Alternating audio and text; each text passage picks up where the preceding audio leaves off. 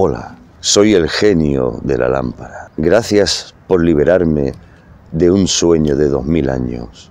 En agradecimiento te voy a conceder un deseo, el que tú quieras, pero solamente un deseo.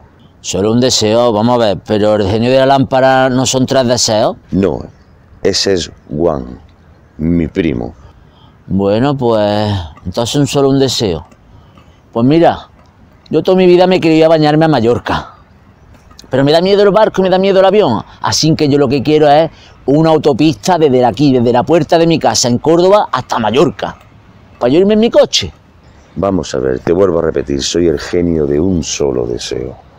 Piénsatelo bien, que podría ser el hombre más rico de la tierra, el más guapo y el que pudiera tener la inmortalidad.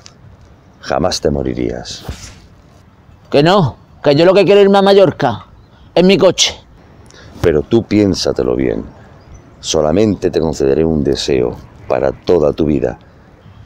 Bueno, ahora que lo dices, mira, tengo 43 años, estoy casado, y yo a las mujeres que no las entiendo, no entiendo a mi mujer, no entiendo a mi madre, no entiendo a mi suegra, que no las entiendo a las mujeres, que si ahora es que sí, ahora es que no, es que ahora para allá, es que ahora para acá.